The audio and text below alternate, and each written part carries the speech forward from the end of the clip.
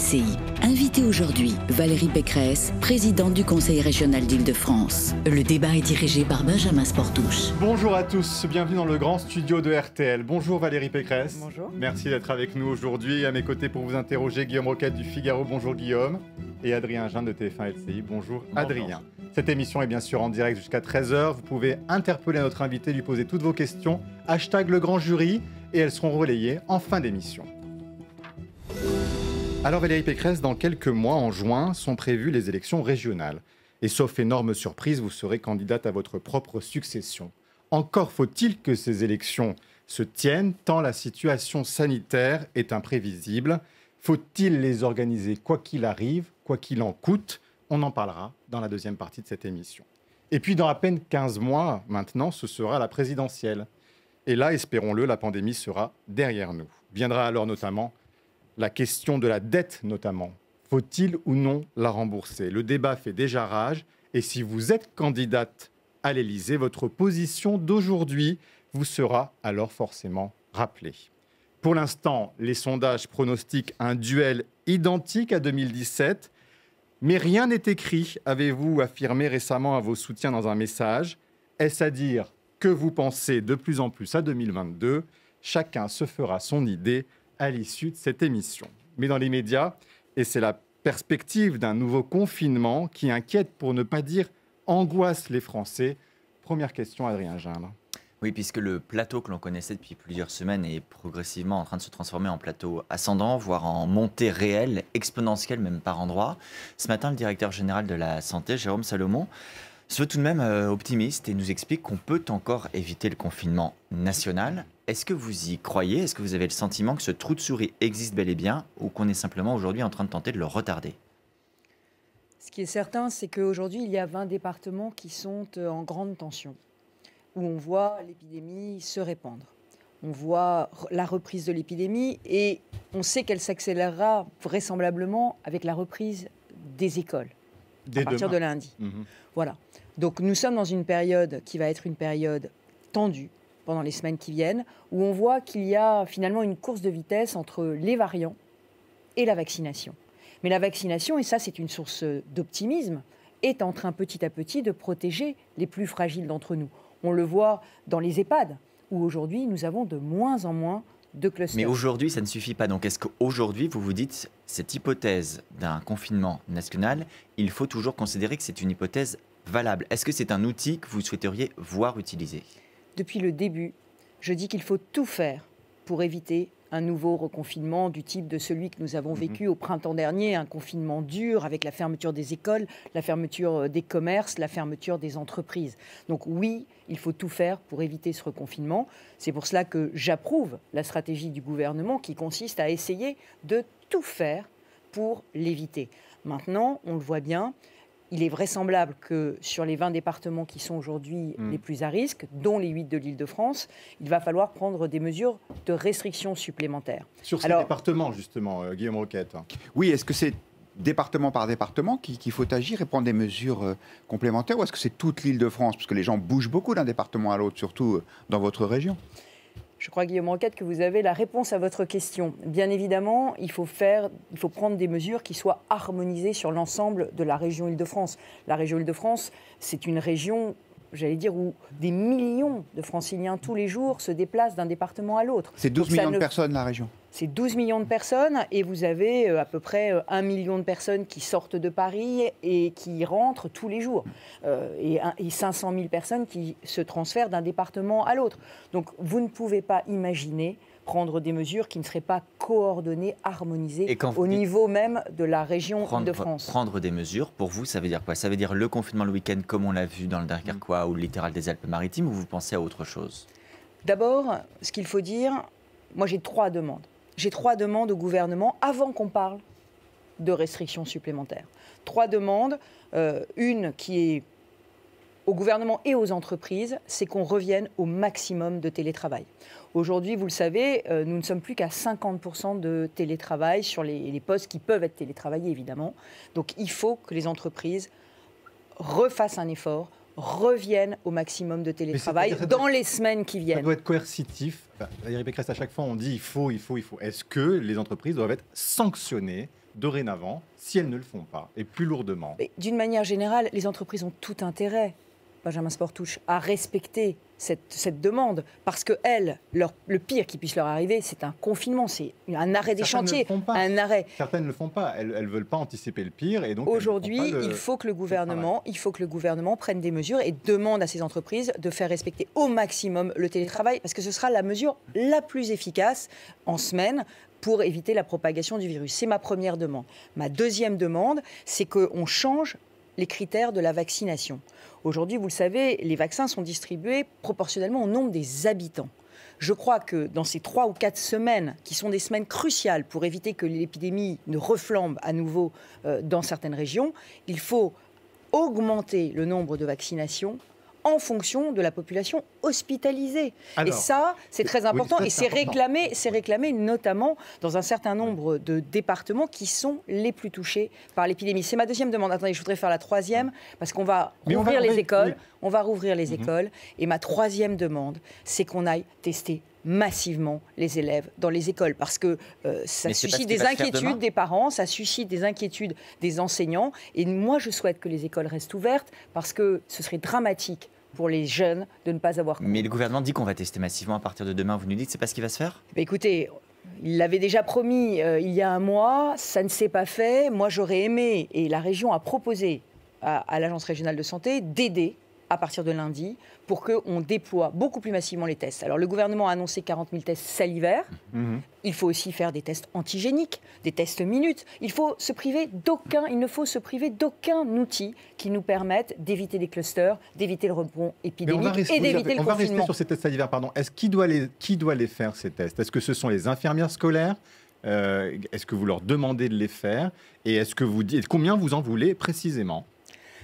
Il y a des lycées, des collèges dans lesquels les infirmières scolaires sont volontaires. Il y a d'autres établissements dans lesquels elles estiment qu'elles sont déjà submergées par d'autres tâches. Nous, à la région, nous sommes prêts à mettre à la disposition de l'Agence régionale de santé des préleveurs pour les tests nasopharyngés si on fait des tests antigéniques. Nous les avons formés avec la Croix-Rouge, donc on est prêt à mettre à la disposition des préleveurs spécialement dédiés pour ces tests dans les écoles.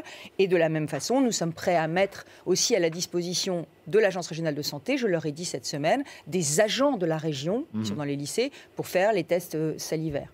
Il y a une commune de votre région et de votre département, Chambourcy, qui déjà va voir sa rentrée repoussée, précisément parce qu'on a détecté sur place des variants, donc pas de réouverture d'école demain. Est-ce que c'est l'horizon que vous voyez pour les prochains jours, les prochaines semaines? Les tests, ils vont nous permettre de faire ça, c'est-à-dire de dire, dans des villes entières, on ferme des écoles, on repousse la rentrée, on fait des sortes de mini-vacances pendant une semaine, 10 jours? Tout à fait. Si on veut éviter un reconfinement massif, il faut régionaliser les réponses, on l'a dit, mais il faut aussi les territorialiser, les localiser. Et ce qui s'est passé à Chambourcy, j'ai eu le maire de Chambourcy au téléphone, est exemplaire. Des cas de variants sud-africains sont détectés dans une école, d'ailleurs un variant qui se propage visiblement très vite, et on décide de protéger les enfants, de protéger la ville. J'ajoute même que si on voulait aller jusqu'au bout du processus, il faudrait aussi que les Camboriciens fassent très attention en allant au lycée à Saint-Germain-en-Laye pour ne pas amener le virus avec eux. Et confiner la ville, par exemple, ça pourrait... Vous dites tout à l'heure qu'il faut prendre à l'échelle de la région, mais quand c'est qu'une seule commune qui est concernée par un variant... Non, mais là, le confinement de la ville ne se justifie pas. Ce qui se justifie, c'est qu'en revanche, les frères et sœurs et les parents des jeunes enfants qui étaient scolarisés dans l'école, eux, prennent les précautions et les mesures qui s'imposent. Je pense qu'il faut qu'on essaye toujours de prendre des mesures proportionnées, et qu'on essaye au maximum d'éviter, j'allais dire, les conséquences économiques, sociales, psychologiques d'un reconfinement dur. Alors, on va revenir sur vos premières propositions. D'abord, la première proposition, c'est sur les transports. Vous demandez davantage de télétravail. L'objectif, c'est évidemment que les gens se déplacent moins, en particulier dans les transports en commun, dont vous avez la tutelle, l'organisation en tant que région. Est-ce qu'aujourd'hui, l'importance des gens qui se déplacent dans les RER, dans les transports en commun d'Île-de-France, ça crée un risque objectif? Aujourd'hui, il n'y a plus que 50% des voyageurs habituels dans les transports en commun. Donc aujourd'hui, et c'est pas moi qui le dis, c'est le ministre des Transports, nous sommes à des niveaux de sécurisation des transports avec toutes les nettoyages, les nébulisations, la mise à disposition de gel hydroalcoolique, le port obligatoire du masque, bien évidemment. On est dans des conditions qui sont parmi les meilleures en termes de sécurité au monde. Donc vous dites que c'est pas dangereux. C'est pas la peur des transports qui me fait demander le télétravail massif. C'est le risque de contamination au sein du lieu de travail, et notamment au moment du repas, au moment de la cantine, parce qu'on sait bien que c'est pendant les repas, c'est d'ailleurs pour ça que les restaurants sont malheureusement encore fermés, c'est parce que c'est souvent à ce moment-là, dans ces moments de convivialité, qu'on se contamine. Mais donc vous êtes donc le télétravail permet d'éviter ces contacts entre les salariés. Sur les restaurants, il y a 42 parlementaires de tous horizons politiques qui proposent justement de rouvrir les restaurants le midi. Précisément pour la raison que vous venez d'indiquer, disent de toute façon les salariés le midi ils doivent manger. Il y a des cantines d'entreprise qui sont ouvertes. On pourrait aussi permettre à certains qui n'ont pas de cantine ou qui se répartiraient davantage de cette manière d'aller au restaurant le midi pour faire leur coupure déjeuner. Ce qui est certain, c'est que, en tout cas dans les 20 départements qui aujourd'hui sont à risque et qu'on doit protéger contre un reconfinement, cette mesure ne me paraît pas souhaitable. Qu'elle puisse être prise et envisagée dans d'autres départements qui, eux, sont quasiment épargnés par la pandémie, pourquoi pas? Moi, depuis le début, je plaide, et je plaide avec force, pour qu'on régionalise nos réponses. Parce que ça m'est toujours paru dans le durcissement et l'allègement. Dans le durcissement et aussi dans l'allègement. Ça m'est toujours paru, j'allais dire, finalement, assez contre-productif d'avoir l'année dernière confiné toute la France pour un virus qui a touché finalement l'Île-de-France, les Hauts-de-France, la région Rhône-Alpes, la région Sud et la région Grand Est. On ne connaissait pas le virus, on n'avait pas les masques, Valérie Pécresse. Absolument, non, mais je n'en fais pas grief au gouvernement parce qu'on apprend en gérant cette crise qui est quand même totalement imprévisible. Là, on le voit bien, l'impact des variants, personne n'arrive aujourd'hui à vraiment le prévoir et il est visiblement très différent d'une région à l'autre. Que je vous comprenne bien, Valérie Pécresse, si le gouvernement vous dit demain, je crois que vous avez une réunion avec le préfet et l'agence régionale de santé. Avec les préfets et l'agence régionale de la santé. Si le gouvernement ou le préfet en l'occurrence vous dit on va certainement devoir confiner la région Île-de-France le week-end prochain. Voilà, qu'on ferme la région. Qu'est-ce que vous allez dire? Est-ce que vous allez dire s'il le faut, je suis d'accord, ou vous allez y mettre votre veto? Moi, je crois qu'il faut tout faire pour éviter ce confinement. Donc, ce que je vais demander au préfet de police et au préfet de région, au directeur de l'agence régionale de santé, c'est de me dire, de me justifier les mesures de restriction qu'ils vont me proposer. Ils vont me proposer des mesures de restriction supplémentaires, c'est une évidence. Ces mesures de restriction, elles doivent viser 3 objectifs. Elles doivent viser d'abord un premier objectif qui est d'éviter la saturation des capacités hospitalières. Mais aujourd'hui, on n'est pas à saturation. Oui, mais ça va vite augmenter. L'Institut Pasteur dit qu'on va directement dans le mur. Le 20 mars, ils disent qu'on aura 50 contaminations par jour, 50 000 contaminations par jour. Donc, c'est-à-dire qu'ils disent qu'il faut un confinement préventif. Il est évident qu'il va falloir des mesures de restriction supplémentaires pour éviter la saturation hospitalière. Mais il faut aussi que ces mesures prennent en compte le risque économique et psychologique qui est lié à toutes ces mesures de reconfinement. Donc, si le gouvernement me demande et me justifie des mesures de restriction dures, je ne m'y opposerai bien évidemment pas. Mais j'attends de lui des justifications. Dans les mesures intermédiaires, il y a Toulouse, par exemple, qui prend à partir d'aujourd'hui de nouvelles mesures. Il y a des lieux qui sont fermés, les berges. Est-ce que vous souhaiteriez qu'on fasse la même chose dans votre région, qu'à Paris, on ferme les quais de Seine, que dans d'autres parcs ou jardins d'Île-de-France, on ait des restrictions? C'est une réflexion qui est en cours aujourd'hui avec tous les préfets de département. On essaye d'identifier les lieux qui sont des lieux à risque, dans lesquels pourraient se produire des rassemblements qui pourraient conduire à la contamination.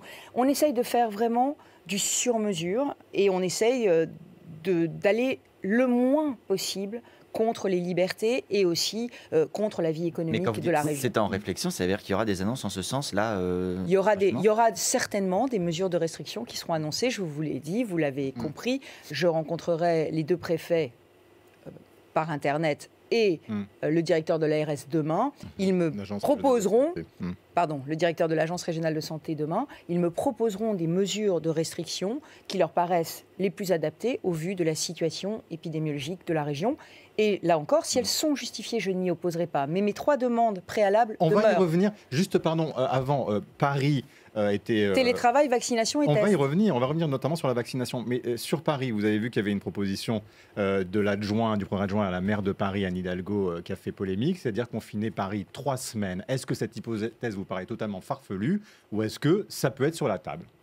Ce qui me paraît tout à fait invraisemblable, c'est d'imaginer qu'on puisse confiner Paris sans confiner l'ensemble de la région. Parce que la vérité, c'est que des millions de personnes, je l'ai dit, viennent travailler à Paris tous les jours, ou viennent y faire leurs courses, ou viennent s'y faire soigner. Donc on ne peut pas imaginer de mesures de restriction qui ne soient pas à l'échelle régionale. Ça, c'est la première chose.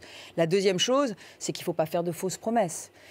Il suffisait de reconfiner tout le monde 3 semaines pour pouvoir reprendre une vie normale, je pense que le gouvernement le proposerait sans doute. Il y a beaucoup de gens qui proposent ça. Hein. Vous savez, c'est la stratégie dite du zéro Covid, en disant qu'il faut un reconfinement en quelque sorte préventif, même si le danger n'est pas immédiat, notamment en termes d'occupation des lits de réanimation, parce que comme ça, on va bloquer la progression du virus et on pourra reprendre une vie normale après. Visiblement, le gouvernement ne croit pas à cette stratégie. S'il y croyait, il la proposerait. Et vous ? Moi, je n'ai pas de raison de mettre en doute les compétences épidémiologiques du gouvernement. Et je ne me prends pas pour ce que je ne suis pas. C'est-à-dire, je ne me prends pas pour un médecin. Vous disiez tout à l'heure, si les mesures sont justifiées, vous êtes prête à les accepter. Si on vous dit, par exemple, cette semaine, il va falloir limiter, voire interdire les déplacements entre régions, est-ce que là aussi, vous seriez d'accord pour se dire que l'Île-de-France se retrouve d'une certaine manière coupée du reste du pays ? C'est une des mesures qui pourrait être prise et je la comprendrais. Parce que le problème que nous avons, c'est que s'il y a des mesures coercitives qui sont prises en Île-de-France, mettons par exemple un confinement le week-end, rien ne serait plus injuste que de voir des milliers de Franciliens partir à 5 h du soir le vendredi dans leur maison de campagne et donc ne pas être ne pas être touchés par le confinement et en revanche venir répandre peut-être le virus dans d'autres régions. Donc il faudra qu'on fasse preuve d'un esprit de responsabilité parce que nous devons lutter tous ensemble contre le virus. Ce ne sera pas facile à accepter pour les Franciliens qui, pour beaucoup, en ont vraiment ras-le-bol. Absolument, absolument. Il y a une immense lassitude. C'est pour ça que je le dis, ça n'est que quelques semaines. On est en train de voir le bout du tunnel. Le bout du tunnel, c'est la vaccination qui progresse, la vaccination qui se répand maintenant chez les médecins généralistes. Et j'invite d'ailleurs tous les Français qui nous écoutent à faire confiance à cette vaccination et à aller, s'ils sont à risque, se faire vacciner chez leur généraliste. Parce qu'aujourd'hui, il y a des doutes sur ce vaccin AstraZeneca, mais ces doutes ne me paraissent pas justifiés au regard de ce que nous disent les autorités sanitaires. Si vous parliez de la vaccination et vous réclamiez davantage de doses, faut-il en prendre des doses de vaccins aux départements qui sont les moins concernés par la pandémie actuellement, par exemple dans l'ouest de la France? Faut-il faire ce transfert-là? C'est ce que demandait Stéphane Troussel, par exemple, le président du département de la Seine-Saint-Denis au micro de RTL vendredi matin. Moi, je ne prends pas des doses qui sont déjà arrivées dans un département. Ce que je dis, c'est que dans les futures affectations de vaccins, qui vont avoir lieu dans les semaines qui viennent, il faut donner une priorité. Enfin, ça me paraît être du bon sens. Il faut donner une priorité aux zones dans lesquelles le nombre d'hospitalisations est le plus élevé. Enfin, l'objectif de la vaccination, c'est quand même de sauver des vies. Donc, il faut sauver des vies. Et il faut les sauver en fléchant les vaccins, d'abord, là où la pandémie fait rage. Est-ce que la solidarité vaccinale doit, pour le coup, avec les autres pays européens, se faire ou pas? C'est-à-dire que la France va fournir, par exemple, 100 000 doses du vaccin anti-Covid Pfizer à la République tchèque d'ici la mi-mars. Est-ce que c'est une mesure que vous trouvez légitime? On voit certains Français s'en émouvoir. Je sais, on m'avait déjà fait le même reproche quand j'avais distribué des masques, notamment à nos outre-mer, qui n'en disposaient pas. Et le président de la région Guadeloupe, le président de la région Martinique, de la collectivité territoriale de Martinique, avait souhaité avoir des masques. Et nous en avions en stock, donc nous leur avions fourni. Donc je crois qu'il y a aussi, dans cette pandémie, des mesures de solidarité qui doivent être prises à l'égard de nos compatriotes ultramarins, par exemple sur les masques, ou à l'égard de nos compatriotes européens, enfin de nos partenaires européens. Parce que quand on a besoin qu'ils accueillent dans leurs hôpitaux nos malades, eh bien ils le font aussi. Donc la solidarité, elle est à double sens. À certains moments, c'est nous qui sommes solidaires d'eux, à certains moments, c'est eux qui sont solidaires de nous. Vous dites que vous envisagez un confinement, s'il est demandé par l'État, de la région Île-de-France. Est-ce qu'il y a des mesures intermédiaires qui pourraient être prises avant d'en arriver là? Par exemple, davantage de contrôle dans les gares ou dans les aéroports d'Île-de-France? Alors je me suis peut-être mal fait comprendre, je souhaite qu'on fasse tout pour éviter ce reconfinement de l'Île-de-France. Mais je sais qu'il va y avoir des nouvelles mesures de restriction à prendre et vous avez tout à fait raison de dire que les contrôles aux aéroports et dans les gares d'Île-de-France doivent être renforcés. Nous sommes une région monde, nous sommes une région frontalière. avec nos aéroports, avec nos grandes gares internationales, beaucoup de personnes viennent de l'étranger. Et aujourd'hui, il n'y a pas assez de contrôle ? Et pendant des semaines et des mois, j'ai réclamé qu'on puisse avoir des tests PCR aux frontières, aux frontières françaises, parce que nos voisins européens le faisaient et nous ne l'imposions pas. Aujourd'hui, nous l'avons imposé, nous avons des tests qui sont imposés. Maintenant, il faut effectivement que les vérifications aient lieu. D'ailleurs, ça pose la question à plus long terme de savoir s'il ne faudra pas avoir une forme de carnet sanitaire quand on se déplacera d'un pays à l'autre, un carnet sanitaire qui dira à la fois nos tests, l'état de nos tests, et le jour où la vaccination sera répandue, l'état de notre vaccination. Ça pose la question, quelle réponse vous y apportez ? Il faut aller vers ce passeport sanitaire, vaccinal, selon les modalités de test ou de vaccin. Alors moi, je ne l'appelle pas passeport, parce que je pense que c'est plus, pour moi, ça relève plus du carnet de santé, parce que c'est un document qu'on pourra vous demander, y compris peut-être demain pour aller dans un lieu culturel, demain pour faire telle ou telle activité. Ce serait une bonne idée de votre point de vue. Je crois qu'il faut qu'on aille vers cela. Alors, pourquoi ? Je vais vous expliquer. L'Île-de-France est une région qui est la région qui est la plus touchée par la crise économique de la Covid. Pourquoi ? Parce que nous sommes une région très ouverte sur le monde. Nous sommes une région touristique, nous sommes une région qui accueille le monde entier. On a arrêté 700 salons et événements en Île-de-France avec le Covid. Donc c'est des centaines de milliers de personnes qui travaillent dans l'événementiel, dans le tourisme, dans l'aéroportuaire, l'aéronautique, qui sont aujourd'hui sans travail. Donc le sujet, c'est comment on fait revenir les touristes. 33 millions de touristes en moins cette année, 15 milliards de recettes en moins cette année pour l'Île-de-France. Comment on les fait revenir ? Je pense avec ces carnets sanitaires qui permettront de contrôler que les personnes que nous allons à nouveau accueillir en Île-de-France sont bien vaccinées, sont bien testées négatives. Quels critères justement ? Il faudrait être vacciné de votre point de vue ou il faudrait avoir un test négatif ? Parce que ce n'est pas la même chose et ce n'est pas la même temporalité, le même fonctionnement. Aujourd'hui, on voit bien que tant que les vaccins ne sont pas répandus, il serait extrêmement injuste d'en faire un critère pour quelque activité que ce soit. Mais à moyen terme, et je pense notamment l'été prochain, si on veut voir revenir les touristes, alors il faudra aussi qu'on protège les habitants de l'Île-de-France, les habitants, les Français. Et donc il faudra que l'Europe décide de comment et selon quelle modalité on franchira ces frontières. Avec un passeport vaccinal, comme la Grèce l'a demandé. D'ici là, il y a le quotidien des Français. Et beaucoup se disent, quand ils entendent le gouvernement vouloir davantage de contrôle policier, ça suffit, disent-ils. Il y a une forme de saturation, d'exaspération. Est-ce que vous vous dites, ben oui, c'est le jeu, il faut aussi qu'il y ait des sanctions ? Vous vous dites peut-être qu'il faut moins répandre ces sanctions, moins répandre de force de l'ordre aujourd'hui et laisser un peu les Français tranquilles. Qu'est-ce que vous dites là-dessus ? Moi, j'en appelle toujours à l'esprit de responsabilité des Français. Bien évidemment, on préférerait tous qu'il y ait beaucoup moins de contrôles policiers. Les contrôles policiers sont malheureusement nécessaires quand les gens abusent. Vous le savez bien, il y a des fêtes sauvages, il y a des restaurants clandestins. Donc on ne peut pas laisser impunément bafouer la loi. Ça n'est pas possible. Il y a insuffisamment de contrôle, même, vous diriez ? Non, je ne dis pas ça. Je dis que les contrôles sont nécessaires quand, malheureusement, il y a des infractions. Je sais que c'est dur. Je sais qu'il y a encore 3-4 semaines qui vont être encore dures. Je comprends la lassitude et l'exaspération de tous, mais c'est le prix à payer pour ne pas être reconfiné. Mais ce que je n'ai pas compris dans vos propositions, c'est est-ce que, par exemple, si vous parlez de propositions plus drastiques, on va devoir y être amené, est-ce que ça veut dire élargir le couvre-feu, le mettre plus tôt? Est-ce que ça, c'est une option, commencer le couvre-feu à 17h? Est-ce que ça fait partie des alternatives possibles à un confinement le week-end?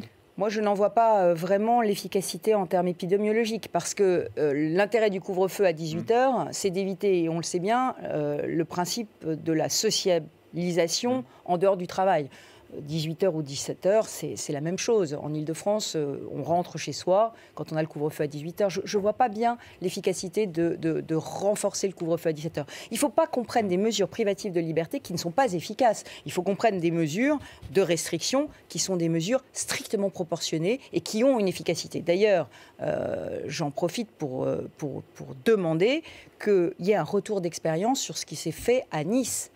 Ou ce qui se fait à Dunkerque. C'est très important pour nous de savoir, nous, autorités politiques, de savoir si les mesures de restriction qui sont prises ont ou pas une efficacité. Mais on les aura trop tardivement. Puisque on les aura. On va pas les avoir cette semaine alors qu'on s'interroge. Oui, mais on les aura. Il faut les avoir au fil de l'eau. Et si on s'aperçoit qu'une mesure n'est pas efficace, il faut qu'elle soit réversible. Il faut qu'elle soit réversible parce qu'on ne peut pas priver les Français d'un certain nombre de leur liberté si ça n'est pas efficace. Globalement, on peut dire que vous êtes d'accord avec la politique suivie par le gouvernement, par Emmanuel Macron, par Jean Castex. À leur place, vous feriez la même chose, la même politique, les mêmes décisions? Ce que j'approuve vraiment, c'est cette volonté d'essayer d'éviter à tout prix un nouveau reconfinement dur. Parce que je pense que l'économie et le social sont des dimensions de la crise Covid qui sont extrêmement fortes. Alors, c'est vrai que l'Île-de-France est la plus touchée de toutes les régions, qu'on a une augmentation de 15% du chômage, quand la moyenne nationale, c'est de 9%. C'est vrai que nous avons une montée de la précarité, une montée de la pauvreté.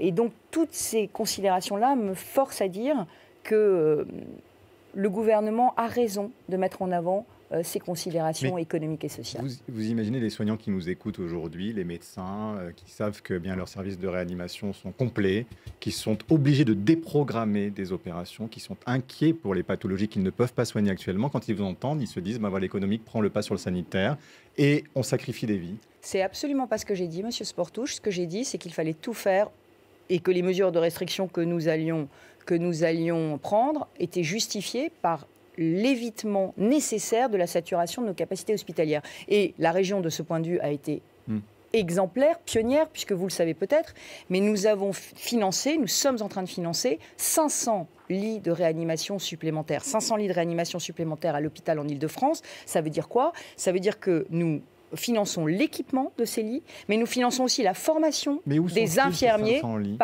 le financement des infirmiers pour permettre justement de détendre ces capacités de réanimation. Ces 500 lits ? Eh bien là, d'ores et déjà, 120 lits sont en train d'être installés dans 13 hôpitaux, hors assistance publique, hôpitaux de Paris, c'est-à-dire des hôpitaux de banlieue, et nous allons continuer, et nous avons encore, des dizaines de lits de demande dans tous les hôpitaux franciliens. Donc on est en train d'étendre ces capacités de réanimation pour justement venir au soutien des soignants. Nous avons investi dans le plan de relance de l'Île-de-France 1 milliard d'euros sur l'hôpital en Île-de-France, et d'ailleurs, dedans, il y a une très belle opération de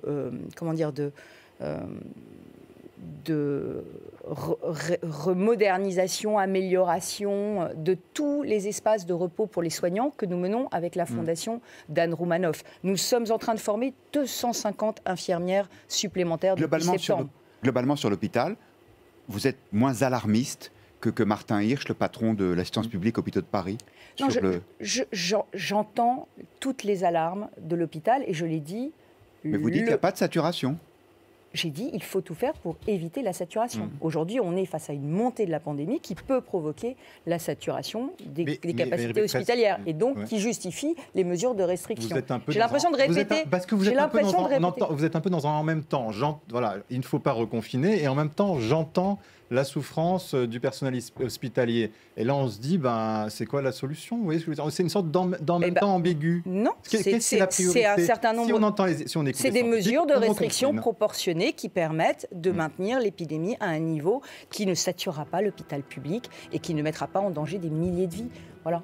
Bon, on se retrouve dans quelques minutes pour la suite de ce grand jury de Valérie Pécresse. On parlera notamment, bien sûr, d'islamo-gauchisme et de lutte des jeunes, de décès des jeunes dans des rixes entre bandes. À tout de suite.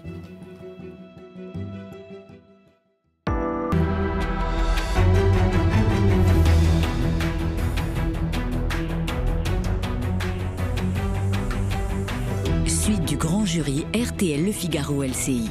Invitée aujourd'hui, la présidente du Conseil régional d'Île-de-France, Valérie Pécresse. Le débat est dirigé par Benjamin Sportouche. Avec à mes côtés Adrien Gindre de TF1 LCI et Guillaume Roquette du Figaro qui réagit à cette première partie d'émission et qui a une question pour vous, Guillaume. Oui, vous avez délivré un satisfecit global au gouvernement pour sa gestion de la crise sanitaire dans la première partie de l'émission. Alors, est-ce qu'on peut en faire une lecture politique? Est-ce que ça veut dire que Valérie Pécresse n'est pas ou n'est plus dans l'opposition à Emmanuel Macron? Ça veut dire que Valérie Pécresse est une femme libre et que quand elle trouve que ça va plutôt dans la bonne direction, elle le dit. Quand elle trouve que ça va plutôt pas bien, elle le dit aussi. Souvenez-vous des couacs du début de la stratégie vaccinale. J'ai dit que c'était le bazar. Je me suis fait l'écho de tous les élus qui le ressentaient. Et pourquoi c'était le bazar? Parce que le gouvernement avait choisi de traiter les régions non pas en partenaires, mais en adversaires, et avait refusé d'élaborer cette stratégie vaccinale avec nous. Donc qu'est-ce qui s'est passé? Le gouvernement a transféré le fardeau des vaccins aux maires du jour au lendemain. Les mairies étaient complètement débordées, n'avaient pas les moyens. Et qu'est-ce que nous avons fait, nous, les présidents de région? Nous sommes venus les aider. J'étais obligée de mettre en place un fonds vaccinal de 10 000 € par commune pour leur permettre de s'approvisionner dans tout ce qui leur manquait. Donc voilà, quand ça marche pas, je le dis. Quand ça marche, je le dis. Mais on se dit que Valérie Pécresse à Matignon aujourd'hui, ça ne serait pas une absurdité de travailler avec Emmanuel Macron, très franchement. Aujourd'hui, il y a des sujets sur lesquels je veux faire entendre ma voix. Et je crois que ma voix est singulière. Vous parliez tout à l'heure des violences qui ont lieu aujourd'hui entre bandes de jeunes et singulièrement dans la région Île-de-France, puisque le phénomène est très francilien, a dit le ministre de l'Intérieur. Ce qu'il y a eu, on le rappelle, 2 jeunes qui sont morts dans des affrontements entre bandes cette semaine et un 3e qui a été tué par balle à Bondy vendredi. Absolument. Nous avons 70 bandes de jeunes qui sont identifiées par le ministère de l'Intérieur comme étant potentiellement dangereuses. Alors ce phénomène, ça fait des années que j'alerte dessus. Ça fait des années que j'alerte dessus parce que c'est pas du tout un phénomène nouveau. C'est un phénomène, c'est ce que j'appelle les nouveaux barbares. Ce sont des jeunes qui se mettent en bande, soit pour s'agresser mutuellement dans des logiques de territoire, mais, et c'est plus grave, aussi pour attaquer les institutions. C'est les mêmes bandes qui attaquent les policiers, les pompiers, les médecins, qui leur tendent des guet-apens et qui les prennent en tenaille. Mais là, justement, Gérald Darmanin vous dit on va réactiver le plan de lutte anti-bande. Donc c'est qu'il a entendu cette situation et qu'il y répond, non? Et il veut un diagnostic, je précise, par département qu'on devra lui remettre le 10 avril. Le diagnostic, tout le monde le connaît. Pardon de le dire, mais la chaîne de sécurité dans notre pays doit être renforcée dans tous ses maillons. Nous, à la région Île-de-France, nous avons créé des brigades régionales de sécurité. Des brigades régionales de sécurité, c'est-à-dire des brigades de 5 personnes spécialement formées à la médiation en milieu scolaire, qui sont souvent des anciens policiers, des anciens gendarmes, des anciens policiers municipaux, et qui se déplacent dans les lycées pour ramener le calme. Est-ce que vous savez qu'ils ont fait 400 interventions depuis septembre? 400 interventions des brigades régionales de sécurité dans les lycées. Donc ça veut dire quoi? Mais ça veut dire qu'il faudrait mettre des brigades de sécurité, vraisemblablement aujourd'hui, aussi dans les collèges d'Île-de-France. Donc le diagnostic, il existe. Il faut renforcer tous les maillons de la chaîne de sécurité. Ces maillons, c'est la police nationale, bien sûr, mais c'est aussi les polices municipales.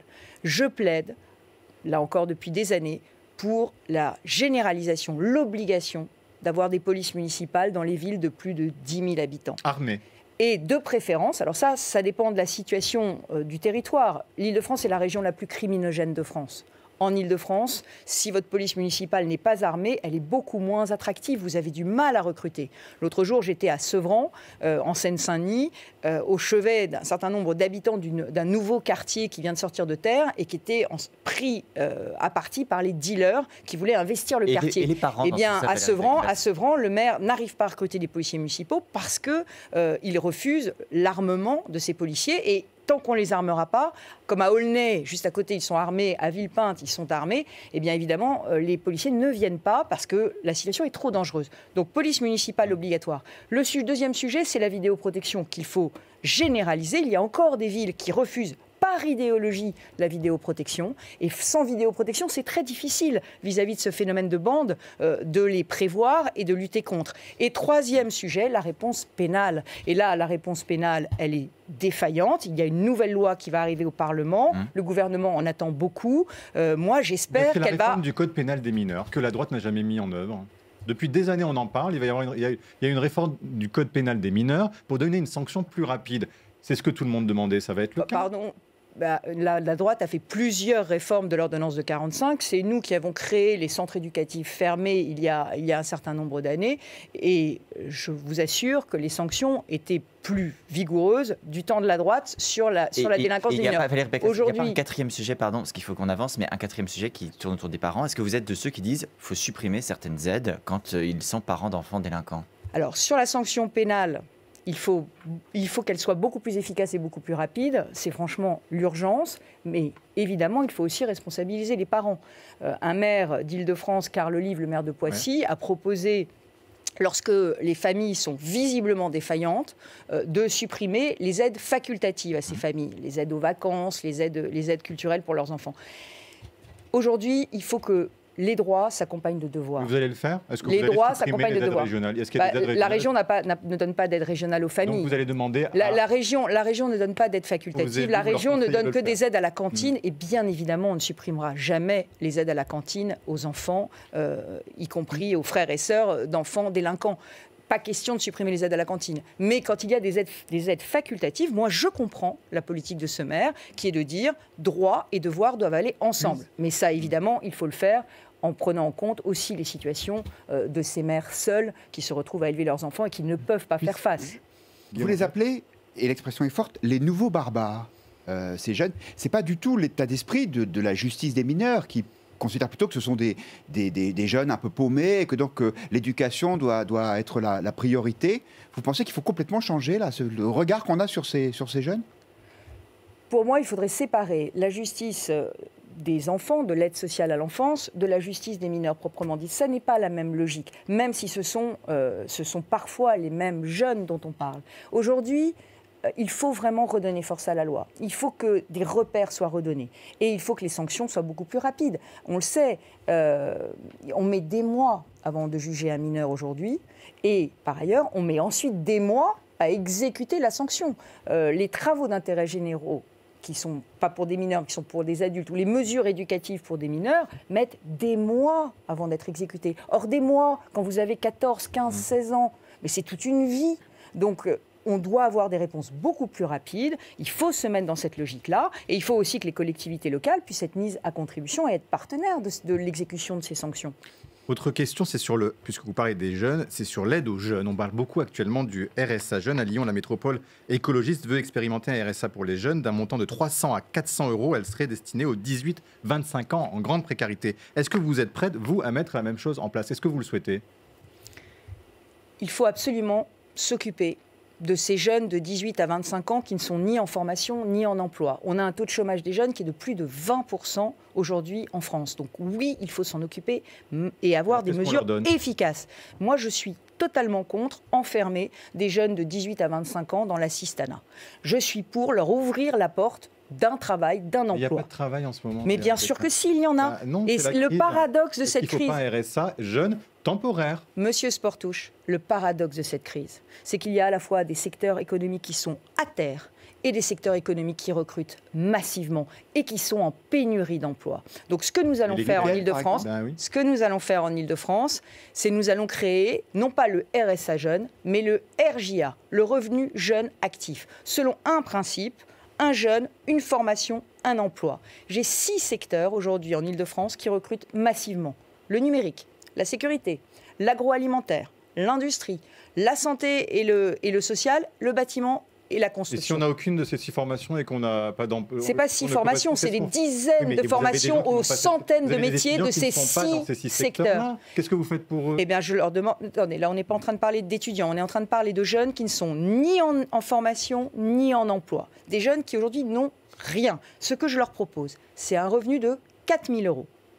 Un revenu de 4 000 € pour 6 mois de formation dans des métiers qui recrutent. Ça veut dire quoi? Ça veut dire que le jeune qui s'engagera dans ces formations, non seulement il sera rémunéré, mais en plus, il est sûr à la sortie, s'il a bien suivi son cursus et s'il fait la formation jusqu'au bout, de trouver un emploi. Ça, c'est une vraie réponse. Alors, nous allons ouvrir avec une jeune une solution. Pardon, nous allons ouvrir 45 000 formations vers ces métiers à l'emploi avec des embauches à la clé.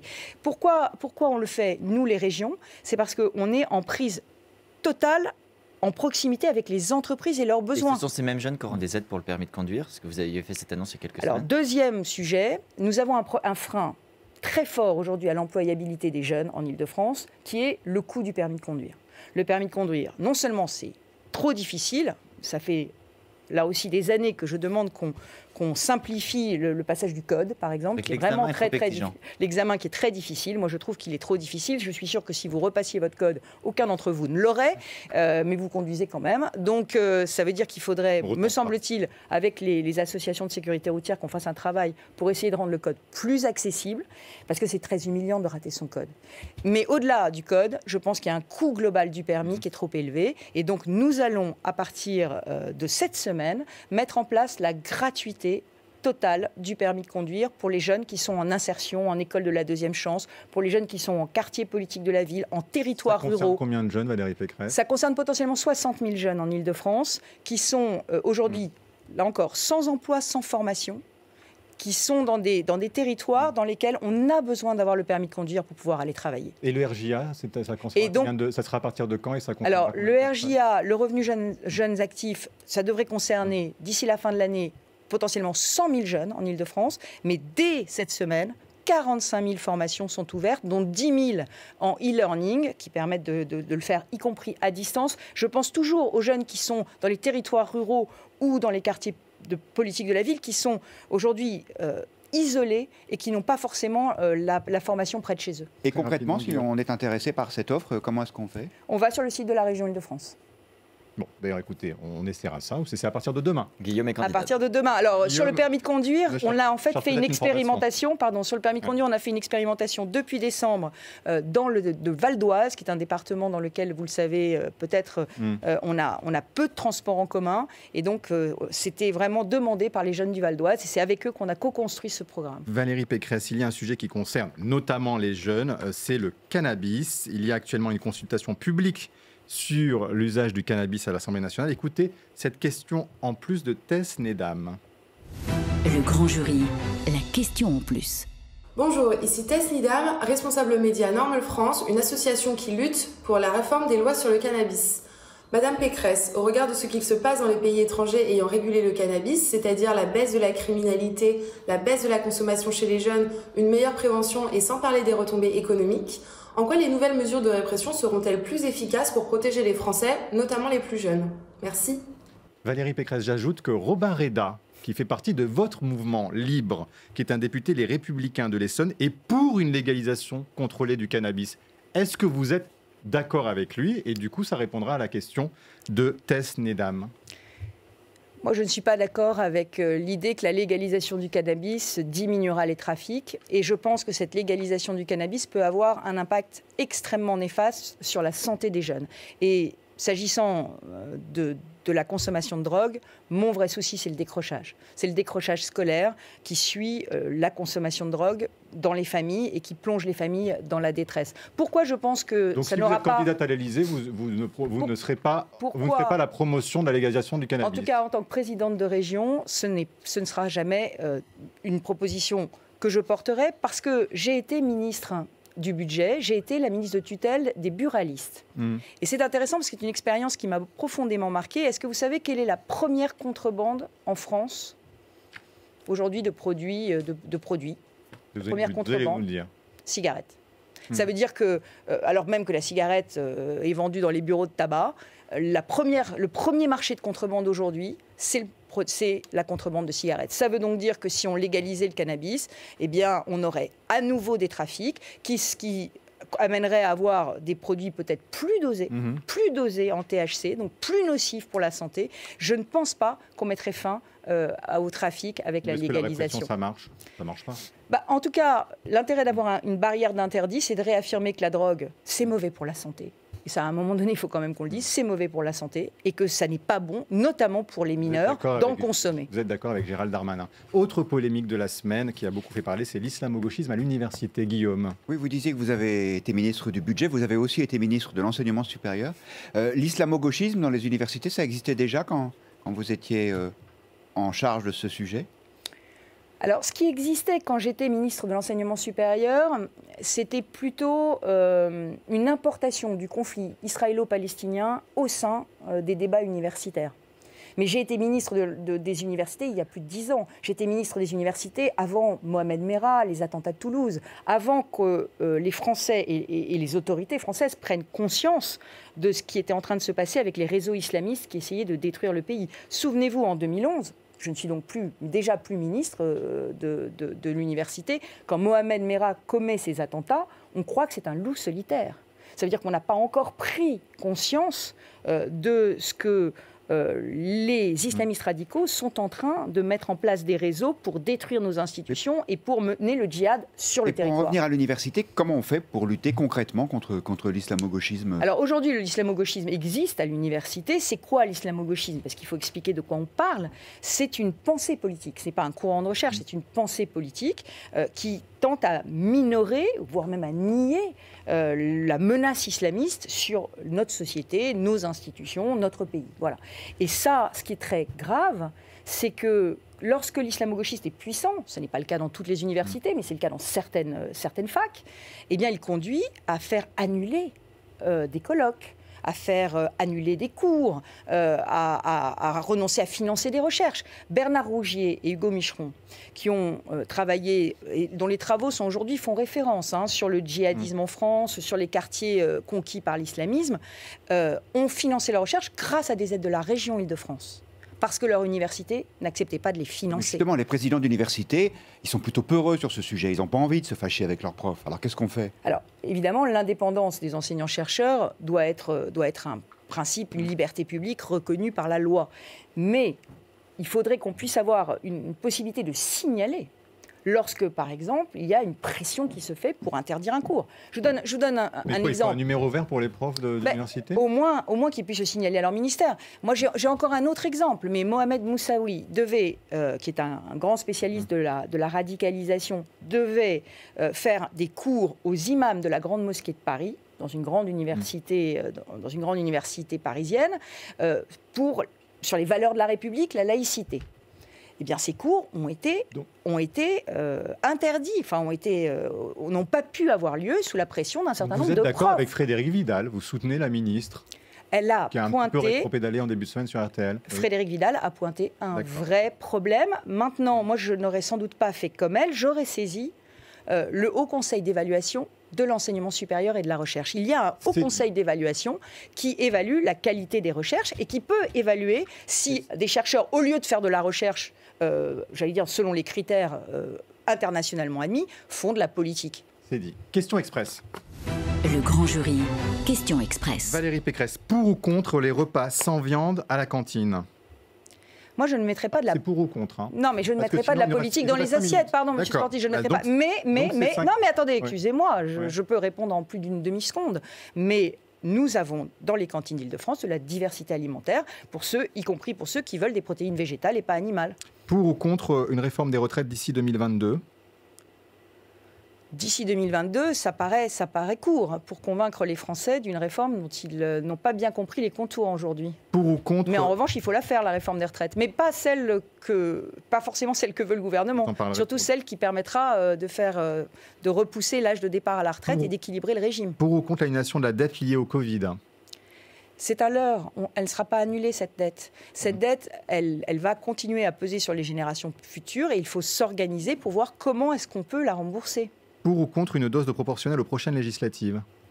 Alors, contre la proportionnelle intégrale, absolument, parce que la proportionnelle intégrale, c'est ce qu'il y avait dans les régions et ce qui a conduit à les rendre ingouvernables par le passé. Une dose, absolument, pourquoi pas, mais je pense pas qu'on arrive à faire une dose de proportionnelle d'ici 2022, parce qu'il faudrait redécouper les circonscriptions. Pour ou contre le vote par correspondance aux prochaines régionales? Le vote par correspondance. C'est beaucoup trop tard pour organiser un vote par correspondance. J'ajoute que Jean-Louis Debré a très bien dit que dans une élection à 2 tours, où il n'y a qu'une semaine entre le premier et le deuxième tour, on aura du mal à voter par correspondance entre les 2 tours. Pour ou contre, enfin, une candidature de Nicolas Sarkozy à la présidentielle en 2022? Ça ne dépendra pas de moi. Donc il faudra lui poser la question. Ça dépendra peut-être en partie de la justice. Valérie Pécresse, demain, le jugement de Nicolas Sarkozy est attendu dans l'affaire dite des écoutes. Quand vous verrez le jugement, s'il est synonyme de condamnation, est-ce que vous direz la justice a fait son travail ou est-ce qu'on est face à une justice politique dans ce cas, selon vous? Moi, je le crois innocent. Donc je verrai le jugement tel qu'il sera rendu. Je respecte la justice de mon pays, mais j'ai beaucoup de mal à comprendre ces affaires. Et vous les expliquez par une orientation politique ou un parti pris politique de la part de certains magistrats? J'étais favorable à la création du parquet national financier au moment où il a été créé, parce que je pensais qu'on avait besoin dans notre pays d'une justice qui soit professionnelle pour traiter de ces cas de corruption, qui sont des cas évidemment qui gangrènent la démocratie. Aujourd'hui, je me demande si cet entre-soi du parquet national financier n'est pas en train de créer finalement un enfermement qui se traduit par une forme d'acharnement judiciaire. Faut-il le dissoudre ? En tout cas, il faudra évaluer vraiment son action et regarder cela de manière très attentive. Mais c'est une vraie question. C'est une vraie question, l'élection du PNF. Ça, c'est dit. On est à 10 jours de la journée des femmes, Valérie Pécresse. Un sondage du JDD de ce matin montre que pour les Français, il y a toujours une forte inégalité entre les genres, notamment au travail. Est-ce qu'en politique, ça a changé? Est-ce qu'une femme pourrait être présidente aujourd'hui en 2022? En tout cas, je pense que les Français, eux, n'y verraient pas d'objection. Parce qu'ils ont déjà dit à de nombreuses reprises, et ils l'ont prouvé en élisant des femmes dans un certain nombre de postes à responsabilité, qu'ils faisaient confiance aux femmes pour diriger des grandes collectivités. Est-ce que ça pourrait être vous? Aujourd'hui, le sujet pour moi est vraiment d'être dans l'action. Je ne suis pas venue parler d'élections. Je ne suis pas venue parler d'élections parce que... tout le monde dit vous voulez participer au débat, je veux participer au débat. Est-ce que vous voulez participer au débat pour 2022? C'est ça, là, à ce stade? Ah bah, je suis une femme libre, je suis la présidente de la première région d'Europe et bien évidemment, je ferai entendre ma voix dans les futures élections et je dirai ce que je pense de l'état du pays parce que la démocratie aujourd'hui française, elle est menacée. Elle est menacée d'un côté par les tenants de la désobéissance civile et de la chienlit. Elle est menacée aussi par les extrêmes qui veulent une démocrature et veulent nous priver de nos libertés. Et puis, elle est menacée aussi par l'islamisme radical. C'est déjà une ébauche d'un programme. Question nette. Le grand jury. Question nette. Bonjour Marie-Pierre Haddad. Bonjour à tous. Bonjour Valérie Pécresse. Vous avez déclaré en début d'émission qu'il faut changer les critères de vaccination. Et donc, les internautes veulent savoir si vous êtes favorable à la vaccination dès à présent des étudiants. Vraiment, sur ces questions de vaccination, il faut avoir des principes très très clairs. Le principe clair, c'est d'abord les personnes les plus à risque. Les personnes les plus à risque, aujourd'hui, ce sont les personnes âgées et ce sont les personnes qui ont ce qu'on appelle des comorbidités. Donc, c'est les plus de 50 ans. La moyenne d'âge aujourd'hui à l'hôpital, elle est au-dessus de 50 ans. Donc, ma réponse, c'est non. Autre sujet, il y a un député de La République En Marche qui veut interdire l'écriture inclusive dans les documents administratifs. Donc ça veut dire utiliser en permanence le féminin et le masculin à l'écrit. Vous, député, est-ce que vous auriez voté cette proposition de loi? J'ai fait même pire. J'ai supprimé l'écriture inclusive à la région Île-de-France. Parce que mon prédécesseur avait instauré l'écriture inclusive obligatoire dans tous les documents de la région. Et quand je suis arrivée, je l'ai supprimée. Ça ne vous dérange pas que Non, mais attendez, ça me dérange profondément qu'on détourne la langue française, qui est une langue, déjà, une langue difficile, et je pense que cette écriture inclusive, finalement, avec des bonnes intentions sans doute, elle rend beaucoup plus difficile l'acquisition du français pour beaucoup de jeunes, et donc je suis contre. Autre question. Oui, le porte-parole du gouvernement a lancé cette semaine, Gabriel Attal, son émission sur les réseaux sociaux. Ça a été vraiment très critiqué par les internautes qui y voient un coup de communication, même du clientélisme. Est-ce que vous excluez d'avoir recours à ce type de méthode sur les réseaux sociaux pour vos électeurs et même pour vos campagnes ? Qu'on puisse avoir recours à des relais d'influence pour porter la parole politique, ça n'est pas en soi répréhensible. Nous avons utilisé à la région Île-de-France un certain nombre d'influenceurs. Je pense par exemple pour faire des campagnes de prévention contre le sida, des campagnes de prévention sur la contraception. En revanche, ce qui m'inquiète, c'est que la pipolisation ne doit pas remplacer la politique. Enfin, la politique, c'est s'adresser à tous les Français, c'est pas seulement s'adresser à quelques people. Merci beaucoup Valérie Pécresse, c'était votre grand jury. Merci à tous de nous avoir suivis. Prenez soin de vous, à la semaine prochaine.